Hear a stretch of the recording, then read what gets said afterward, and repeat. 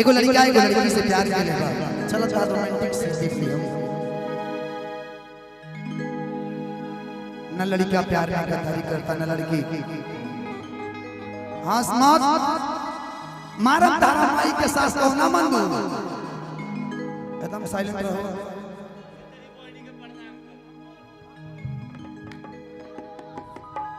लड़का कहता सुना खुशी क्षण भर के खुशी देके वो याद भर दिन जो ये तरह के ओयो के कमरा में ले गई रही ओ दिन तरह से गाना गानी कि चल ले चली तो होगे ओयो के कमरा में हम जले हल जाई खुशी सुना एक चादरा में। लेकिन इहो बोल लेना अरु के ए ब्यास हां ऐसे मत करना तो हमरो गिरे लगी। कौन चीज लो लो गलत मत समझिए। इहो ओयो के कमरा में कहला के बाद इहो गाना गा दे। ई गाना गाओ कि जिंदा रहने के लिए तेरी कसम एगो दूगो मां जरूरी बा मैडम।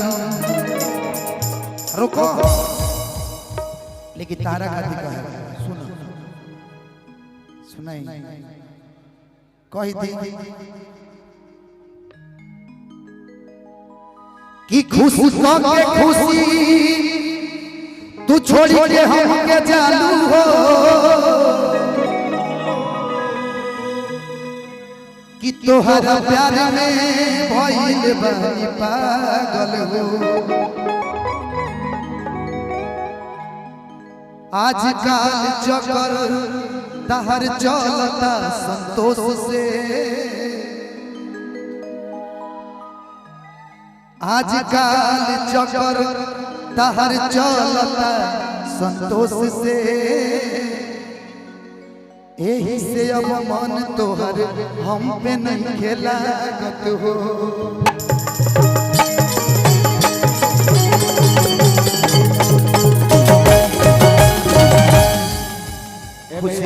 भैया भैया लेकिन कोई भी मोहब्बत का रंग भर दे मैं वो पिचकारी नहीं, खुद अपनी घर में आग लगा लूं मैं वो चिंगारी नहीं।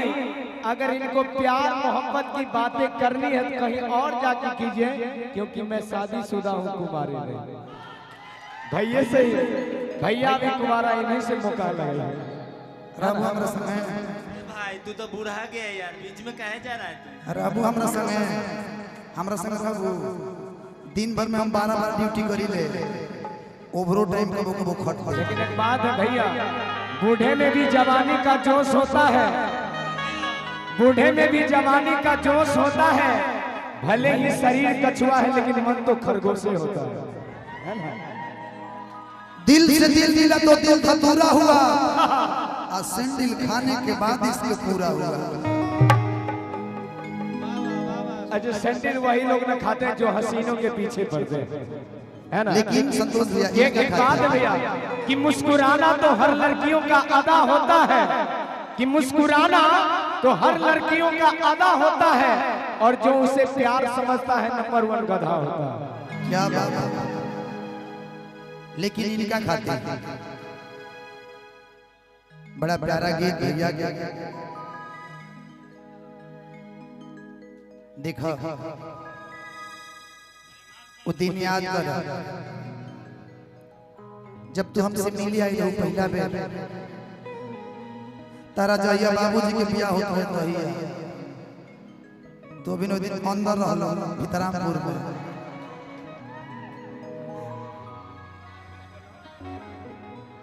लइकवा कहते सुन कि तोहरा प्यार में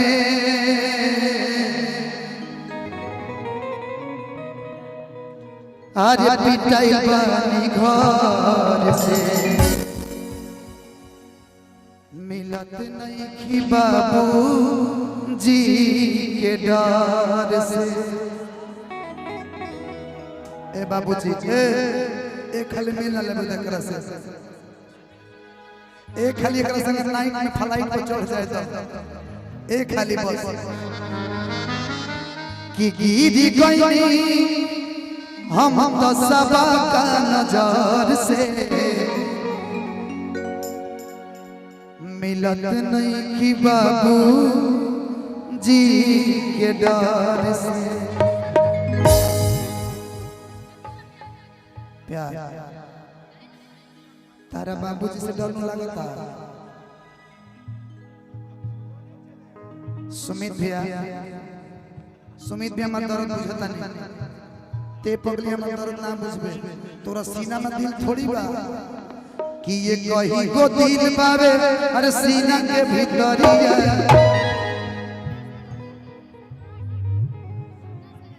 इतना सारा दिल है तो सबके यहाँ डाल एक दिन डाल तो बहुत फाट जाए दिल वो यार ढोलक पूरा पृथ्वी भी आ जाएगा